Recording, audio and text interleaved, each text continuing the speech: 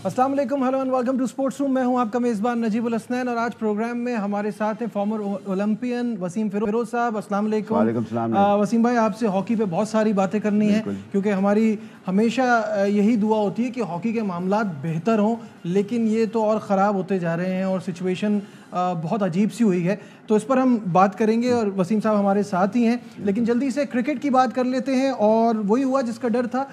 हमें ये लग रहा था कि बारिश से ये मैच डिस्टर्ब होगा, लेकिन ये पहला T20 मैच न्यूजीलैंड और पाकिस्तान के दरमियान बारिश की नज़र हो गया। इस पर बात करने के लिए our sports correspondent Shahid Hashmi साहब हमारे साथ हैं। शाहिद साहब, अस्सलाम वालेकुम, वेलकम टू द शो। सबसे पहले ये बताइएगा कि अब कल ही बात कर रहे थे कि अब वर्ल्ड कप की तैयारी के लिए सिर्फ 12 मैचेस बचे हैं, ये एक मैच बारिश की नज़र हो गया। बहुत ज़्यादा एक्साइटमेंट थी, कुछ डेब्यू हो रहे थे, कुछ कमबैक हो रहा था, क्या कहेंगे? यकीनन एक्साइटमेंट थी, 3 यंगस्टर्स को चांस मिला था और लेकिन क्या किया जाए कि बारिश ने बिल्कुल भी मैच नहीं होने दिया। 5 ओवर्स तक हुआ, फिर उसके बाद सिर्फ 2 ही गेंदें हुई। उसमें भी हमें नजर आया कि शाहीन कितनी अच्छी बॉलिंग करते हैं। शुरू में ही 14वीं दफा उन्होंने T20 इंटरनेशनल में पहले ओवर में विकेट लेने का फिर से जो अपनी खास आदत है वो बता दी। बहुत ही जबरदस्त बॉलिंग की। उम्मीद है आइंदा मैचेस में अच्छा खेल देखने को मिलेगा। बारिश नहीं होगी क्योंकि सैटरडे को भी लग रहा है बारिश है इस्लामाबाद और पिंडी में। अल्लाह करे बारिश ना हो और पूरे मैचेस हो, पूरी सीरीज हो, ताकि पाकिस्तान को अपनी बेंच स्ट्रेंथ चेक करने का एक अच्छा मौका मिल जाए। जो कल टीम खिलाई थी, ऑब्वियसली मैच तो हुआ ही नहीं, लेकिन जो टीम खिलाई थी उससे आप कितना मुतमईन हैं? बड़ा बोल्ड डिसीजन था। 3 प्लेयर्स को, 3 यंगस्टर्स को एकदम से पहले मैच में चांस दे देना बहुत बड़ी बात थी। लेकिन वो जो एक रंजिश थोड़ी सी ड्रिफ्ट टाइप चल रही थी, उस हिसाब से तो इमाद वसीम को शुरू से ही चांस मिलना चाहिए था।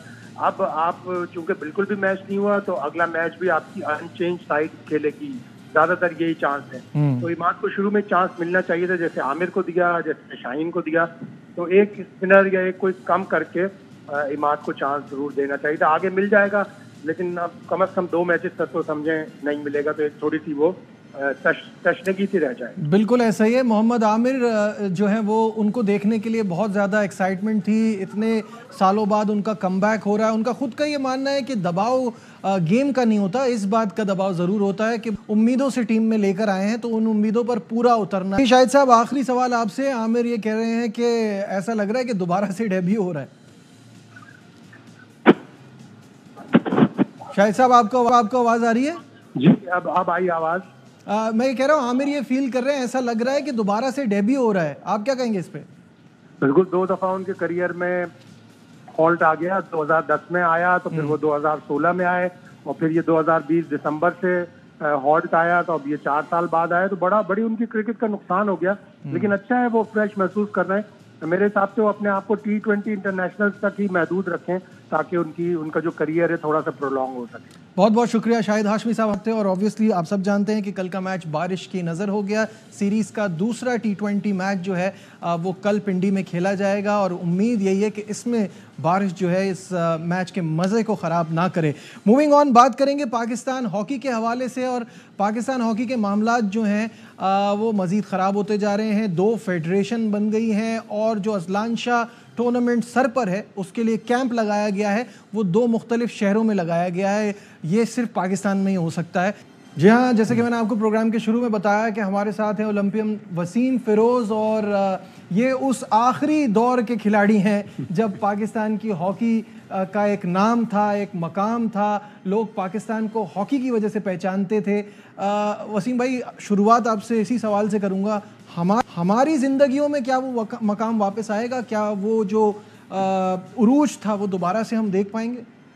नजीम, बात यह है कि बिल्कुल हम उस मकाम को देख सकते हैं अगर कि इस पे हुकूमत सतह के ऊपर कोई आए और आके बैठे और इस पर अपनी कड़ी निगाह डाले। क्योंकि इतना करप्शन, इतनी लड़ाइयाँ अंदर हो चुकी हैं कि अब कोई बच्चा खेलने के लिए हॉकी तैयार नहीं है। आप देखें कि हमारे पास वैसे ही वसाइल नहीं है, फंडिंग नहीं है, बच्चे स्कूल्स में नहीं खेलते।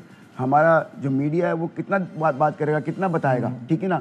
और बच्चे पबजी पे लग गए, ठीक है ना, बजाय हॉकी के पबजी पे आ गए।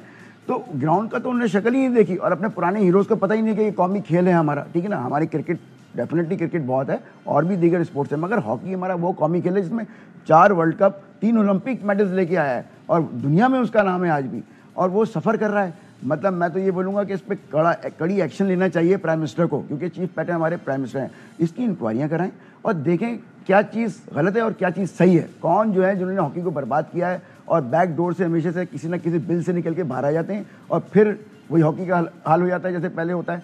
आप कहीं भी हॉकी को खड़ा नहीं होने दे रहे, कहीं ना कहीं जंग लगी हुई है, इक़्तिदार की जंग, कुर्सी की जंग। बच्चों को कोई नहीं देख रहा, ग्रास रूट लेवल को कोई नहीं देख रहा, नौकरियाँ आपके पास नहीं है। अगर हम आज हॉकी को ठीक नहीं करेंगे, मैं आपके सामने आपके प्रोग्राम में बैठा हुआ ए रवाई के तवक्कुल से मैं ये दुनिया को बता रहा हूँ कि हॉकी हमारा कौमी खेल है, बचाना है इसको। देखिए अगर नहीं बचाएंगे, ये जो दो धड़े बन गई हैं तो फिर क्या होगा, हॉकी बर्बाद है। लेकिन वसीम फिरोज साहब, माजरत के साथ, ये अब तो सारी दुनिया ये बात करने लगी है कि पाकिस्तान की हॉकी को फॉर्मर ओलंपियंस ने ही ख़राब किया है, उनकी वजह से ये हाल है, क्योंकि इनमें सारे पुराने माजी के खिलाड़ी आते रहे ना, और फिर उसके बाद हम इस पॉइंट पे आ गए। जी माजरत के साथ थोड़ा सा मैं आपको गाइडेंस आपकी डाल दूँ। ये माजी के 84 का जो बैच था वो बिल्कुल घर बैठ गया था, ठीक है ना। अब वो निकल के आया हॉकी को बचाने के लिए, जिसमें नईम अख्तर हैं, कलीमुल्ला हैं, समीउल्लाह हैं, उसमें हसन सरदार हैं। ये सारे के सारे वापस कम बैक किया इन्होंने। हनीफ खान है, इन्होंने कहा कि हमने बाकायदा उनको कहा खुदा के वास्ते हॉकी को बचाओ, वरना ये जो 94 का जो बैच आया था, ठीक है ना, जिसने हॉकी का वर्ल्ड कप ने जीता, मैं भी उस बैच में शामिल था। मेरे शहबाज मेरा भाई है, राना मुजाहिद भी मेरा भाई है, ठीक है। इन्होंने अपने फेडरेशन में रहें और एक काम अंजाम दिया। अगर नहीं उतरा तो दूसरे को चांस दो, ठीक है ना, ताकि वो अपनी कोई बेहतर शक्ल लेके आए। बात ये कि हॉकी के लिए हम सब इकट्ठा होंगे तो हॉकी जिंदा होगी, यही लड़ाइयाँ रहेंगी। बच्चे पे क्या असर पड़ेगा? आज मुझे बताएं कि 2 फेडरेशन, यहाँ पे 40 बच्चे हैं कराची के अंदर, उधर 40 बच्चे कराची के अंदर हैं, तो उन पे क्या असर पड़ेगा? हॉकी तो आपकी खराब हो जाएगी। अच्छा, मुझे एक बात बताएं, as Olympian, as former world champion, जब आपको लोग दुनिया में ये कहते हैं कि पाकिस्तान की हॉकी मर गई है, तो कैसा महसूस होता है? बड़ा दुख होता है। यकीन करें, मैंने कोई 8 साल की उम्र से हॉकी खेली, ठीक है ना, और आज ये दिन भी देखना पड़ रहा है कि हॉकी का क्या अंजाम हुआ है। इसमें मैं कसूरवार अपने लोगों को भी कहूँगा और हमारी हुकूमत को भी कहूँगा मैं कि अगर कोई कड़ी निगाह डालता, क्योंकि चीफ पैटर्न हमारे प्राइम मिनिस्टर होते हैं। आप क्रिकेट को देखते हैं, स्क्वॉश को देखते हैं, सबको, हॉकी पे तो कम से कम एक निगाह डाल दें अपनी अच्छी सी, उसमें अपना कोई नुमाइंदा भेज दें कि हॉकी में क्या हो रहा है। उनकी पूरी समरी ने ऑडिट के लोगों को भेजें कि कौमी पैसा जो हम देते हैं, जो आवाम का पैसा फेडरेशन को जाता है, वो खुदबुद हो रहा है, कहाँ जा रहा है, बच्चों पे जा रहा है, नहीं जा रहा। आज बच्चों को डेलियाँ नहीं मिली, ठीक है ना, उनकी तकरीबन 3-3 साल से पैसे नहीं है उनके पास, उनको पैसे नहीं मिले, तो वो क्या खेलेंगे? मुझे बताएं। मैं तो बार बार कहता हूँ, हमारे प्रोग्राम में हम बार बार ये बात कहते हैं कि सलाम है इन प्लेयर्स को, सलाम है, बिल्कुल सलाम है। बिना पैसों के खेल रहे हैं, नौकरियां नहीं है। आप लोगों के ज़माने में तो एक इंसेंटिव था ना कि अगर हॉकी इतनी कमर्शियल नहीं है तो एटलीस्ट इसमें जॉब्स मिल जाती है, आप डिपार्टमेंट्स आपको सपोर्ट करते हैं, आपका फ्यूचर सेफ हो जाता है। और अब तो ऐसा कुछ भी नहीं है, तो वो उसके बावजूद खेल रहे हैं। और अब जो मामला चल रहा है वो तो एक उसने तमाशा ही बना दिया है। अलमिया है। मतलब आप ये देखें कि आपने बिल्कुल सही कहा कि भाई उस वक्त हमारे पास जो थे वसाइल थे, नौकरियां थी बच्चों के, लड़कों के पास, और वो अच्छी अच्छी इदारों में थे, ठीक है ना। जब बैन लगा तो ये बच्चों के लिए अगर हम उस वक्त कोई प्लान कर लेते तो आज ये नौबत आती नहीं, ठीक है ना, जो अब आ गई है।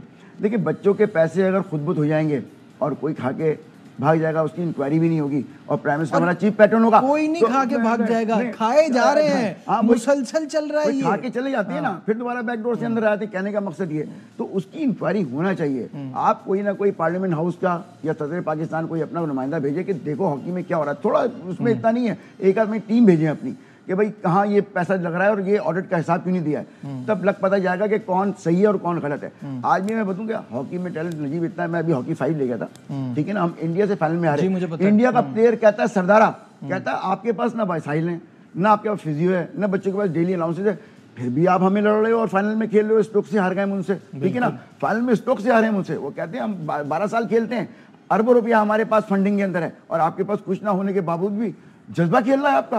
तो बात यह कि मैं बड़ा दुख के साथ कह रहा हूँ आपके तवक्कुल से और आपके प्रोग्राम के हिरवा के तवक्कुल से, खुदा इस चैनल के जरिए कोई तो देख रहा होगा हमारा प्राइम मिनिस्टर के कोई हाउस के अंदर ये कि खुदा हॉकी को बचा लो।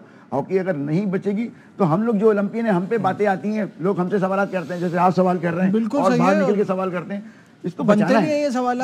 बिल्कुल ये हमारा एक ऐसा खेल था, अब तो हमारे पास क्रिकेट के अलावा कुछ बचा ही नहीं है। ये एक ऐसा खेल था जिसमें सब इससे मोहब्बत करते थे। आप देखें आज तक आपका नाम जिंदा है और आगे भी रहेगा, क्योंकि अचीवमेंट्स हैं इस स्पोर्ट में। यहाँ एक छोटा सा ब्रेक ले लेते हैं और ब्रेक के बाद जो इस प्रॉब्लम है उस पर बात करेंगे कि 2 फेडरेशन हैं, उसके 2 सदर हैं, उसके 2 सेक्रेटरी हैं और साथ साथ जो इवेंट होने लगा है उसके लिए 2 जगह मुख्तलिफ शहरों में कैंप लगा हुआ है। तो इस पर हम बात करेंगे on the other side of this break. हमारे साथ रहिए। Glad to have you back once again to Sports Room। और बात हो रही है पाकिस्तान के कौमी खेल हॉकी के हवाले से, जिसका बुरा हाल है। और बुरा हाल क्यों ना हो, अब एक सिचुएशन ऐसी बन गई है जहां 2 फेडरेशन हैं। एक फेडरेशन की सदर है मोहतरमा शैला रज़ा, दूसरे के तारिक बुगटी साहब, एक फेडरेशन के सेक्रेटरी हैं हैदर हुसैन और एक के राना मुजाहिद। कैंप अजलान शाह के लिए 2 शहरों में लगा हुआ है। वसीम फिरोज साहब, ये चल क्या रहा है, हो क्या रहा है ये? देखिए, चल तो कुछ नहीं रहा है। इसको जो इसकी नोटिफिकेशन आएगी तो वाज़ेह हो जाएगा कौन सही है। बात ये आपको पता है, हमारे प्राइम मिनिस्टर काकड़ साहब थे केयर टेकर गवर्नमेंट में, उन्होंने केयर टेकर लगाया तारिक मसूरी बुगटी साहब को कि आप जाके जो है हॉकी को देखें और इलेक्शन कराएं, ठीक है ना। अब केयर टेकर तो केयर टेकर ही होता है ना, आने के बाद हाँ जी, वो उनको चाहिए था कि वो इलेक्शन करा लेते और फिर उसके बाद जो शफाफ इलेक्शन होते हैं उसमें कोई ना कोई शक्ल सामने आती। मगर बात ये कि अगर आप वहाँ जाके बैठ गए और आपने पैरल बॉडी बना दी, लगाया तो उनका तो काम ही था डे टू डे अफेयर्स देखना, और दूसरी बात है फिर उनको जो एक टास्क दिया गया था, आती एक टास्क मिला था जो कि ओलंपिक क्वालिफाई का और हॉकी 5 का, उन दोनों में जब सिलेक्शन बगैर पूछे, सिलेक्शन कमेटी के बगैर पूछे टीम भेज दी वहाँ पे। और टीम का हाल ये हो, एक पे 90 नंबर पे आई, ठीक है ना, हार गई, और दूसरी का अंजाम आपके सामने था कि हॉकी 5 भी हार गई। दोनों टीमें हार गई और बच्चों के पास TADA नहीं, पैसा नहीं, कुछ भी नहीं। आपको कम से कम सबसे पहले एक अपने एडवाइजर के साथ बैठ के बात करते और पूछते। हैदर हुसैन, उस वक्त तक हैदर हुसैन जो थे वो इलेक्टेड अपना सेक्रेटरी थे, क्योंकि उनका कोर्ट में केस चला था और वो उसमें स्टे मिला पाता, तो वो उस वक्त सेक्रेटरी थे। उनको बुला के पूछते कि मैं क्या करूं हैदर। आपको जब हाउनो ना हो और नए नए आप आए हो तो आपको अच्छे लोगों की वो चाहिए होती है, अपनी जैसे कि राय चाहिए होती है। उन्हें वो राय नहीं दी, जिसकी वजह से हम लोग वो टूर्नामेंट भी हार बैठे दोनों। अब बात ये है कि कांग्रेस जो है वो बिठाती है सदर, और सदर बिठाने के बाद जब हैंड रेस करते हैं तो सदर इलेक्ट होने के बाद, क्योंकि प्राइम मिनिस्टर नहीं बिठा सकता, प्राइम मिनिस्टर सिर्फ जो है सदर वो जो कांग्रेस के इजलास के थ्रू जब सदर जब नॉमिनेट होता है तो प्राइम मिनिस्टर जो है उस समरी पे साइन करता है कि ये इलेक्टेड कांग्रेस के इजलास से ये सदर बने, इस पे साइन करते हैं। तो अभी ICP की एक वो गई हुई है, समरी गई हुई प्राइम मिनिस्टर की टेबल पे, इंशाल्लाह वो भी शक्ल वाज़ेह हो जाएगी। तो मतलब ये कि वो भी हमारे भाई हैं, मगर आईनी क्या है और क्या आईनी नहीं है, वो जब समरी जाएगी तो शफाफ सामने आ जाएगा कौन सही है और कौन गलत है। लेकिन ये इसको आप जिस अंदाज में आप बता रहे हैं, ये मामला उससे ज़्यादा संगीन है, क्योंकि अब आप देखें ना, ये पाकिस्तान में तो चलता रहता है, 2 धड़ बन गए हैं, लड़ाइयाँ हो रही हैं, 2 फेडरेशन है, ये सब चलता रहता है। प्रॉब्लम ये है कि अजलान शाह सर पर है, इसके लिए कैंप लगा हुआ है 2 अलग अलग शहरों में, कुछ खिलाड़ी यहाँ हैं, कुछ खिलाड़ी वहाँ हैं। मुझे समझ ये नहीं आ रहा कि अगर अजलान शाह के लिए 2 टीमें पहुँच गई तो पाकिस्तान हॉकी बैन नहीं हो जाएगी? नहीं, बैन नहीं हो सकती। असल में अभी तक जो हमारे सेक्रेटरी हैं हैदर हुसैन, उनको ईमेल आ चुकी है वहाँ से, एशियन हॉकी फेडरेशन ने उनको मेल कर दिया कि आपकी टीम आएगी, ठीक है ना। तो टीम यही जाएगी, क्योंकि अभी तक सेक्रेटरी जो है 30 इस महीने की 30 तारीख के हैदर हुसैन ही सेक्रेटरी हैं, ठीक है ना। और सदर जो है हमने कांग्रेस ने बना दिया है, शैला रज़ा साहिबा को बना दिया है। पहली 47 से लेके जब से पाकिस्तान बना है पहली मरतबा कोई पहली खातून सदर आई हैं, वो भी इसलिए लेके आए हैं कि उनके पास का रिकॉर्ड सारा अपना जो है क्लीन है, और वो हमारे फंडिंग का भी इंतजाम करवाएंगी, और एक लड़ने वाली खातून है जो कि हॉकी के लिए अच्छा एक जो है वो शक्ल लेके आएंगी कि हॉकी अच्छी हो जाए। अच्छा, अब एक रिपोर्ट IPC राब्ता की वजारत जो खेलों की मामला देखती है, इसने वजीर आजम को भेजी है जी, IPC ने जी। तो अब इसका क्या होगा, क्या आगे क्या होने जा रहा है? मैं मेरा एक ये है, क्योंकि आपके चैनल के तब को सारे देख रहे होंगे, कहीं ना कहीं तो बात पहुंचेगी। प्राइम मिनिस्टर को चाहिए, चीफ पैटर्न है हमारे, कि इसकी पहले इंक्वायरी कराएं। ऐसे नहीं समरी को देख के साइन कर दीजिएगा कि कौन गलत है, वो गलत को मालूम चले बिठा दिया और सही जो है वो बाहर हो गए, ठीक है ना। समरी को देखें और ये पूछें किस पे केसेस लगे हुए, किसने करप्शन की है, किसने पास में कितनी मरतबा हॉकी फेडरेशन के अंदर आके उन्होंने हॉकी सीट पे बैठे हैं और कुछ हासिल नहीं हुआ, उनका पहले उनका जायजा लें। उसके बाद जब इंक्वायरी कर लें शफाफ तरीके से, फिर आप जो है उस समरी पे साइन करें, और साइन करने के बाद जो लोग डिस्ट्रीब्यूट हो चुके हैं उनको कहेंगे जी भाई आप हमारे ही लोग हैं, आप ग्रास रूट लेवल पे काम करें, बच्चों को सिखाएं हॉकी जाके क्लबों के अंदर, और हॉकी फेडरेशन से आप दूर हो जाएं, क्योंकि आप पहले काम कर चुके हैं, रिजल्ट आपका 0 था। तो अब आप नए लोगों को लेके आएंगे ना तो आपको कोई रिजल्ट मिलेगा, अच्छे लोगों को, पॉजिटिव लोगों को लेके। मैंने कहा ना 1984 का बैच वो एक्टिव हो गया है, ठीक है ना, क्योंकि 94 के बैच ने कुछ नहीं किया जो हम लोग लास्ट वर्ल्ड कप, मैं दोनों बैचों में था, ठीक है ना। मगर मैं ये कहता हूँ कि हॉकी जिंदा रहे। अगर 94 वाले बड़े जो थे उन्होंने काम किया, काफ़ी काम कर लिया, मगर कोई विक्ट्री हाथ में नहीं आई।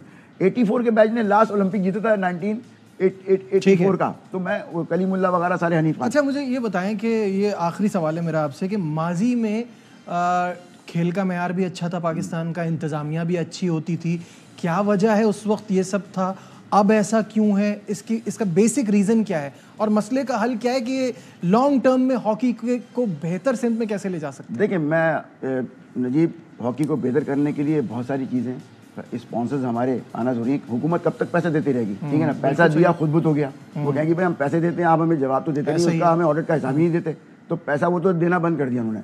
आप लीग कराएं अपने पाकिस्तान के अंदर, लीग होगी चारों सूबे की, बड़े स्पॉन्सर आए, मार्केटिंग के लोग इसमें शामिल हों, ठीक है ना, फ्लड लाइट मैचेस कराएं। कोई भी वर्किंग, कोई भी खातून या साहब होंगे वो शाम में ही घर आते हैं और रात को सुकून से बैठते हैं, अपने बच्चों को लेके जा सकते हैं फ्लड लाइट मैचेस में। तो मैं कहता हूँ फ्लड लाइट मैचेस होंगे तो फिर ये हॉकी जागेगी और लोगों को टैलेंट होगा, बच्चे भी अंदर कूदेंगे। अब बच्चों के लिए इंतजाम ये है कि हम सब आज भी, मैं कहता हूँ ग्रास रूट लेवल पे मैं काम करने के लिए तैयार हूँ, अगर सब सही हो जाए तो। बहुत बहुत शुक्रिया वसीम फिरोज साहब, प्रोग्राम में हमारे साथ थे और इनकी हमारी सबकी दुआ ये है कि पाकिस्तान हॉकी के मामलात बेहतर हो जाएं। आज के प्रोग्राम में बस इतना ही, दीजिए अपने मेज़बान नजीबुल हसनैन को इजाज़त, अपना बहुत ख्याल रखिए, अल्लाह हाफ़िज़।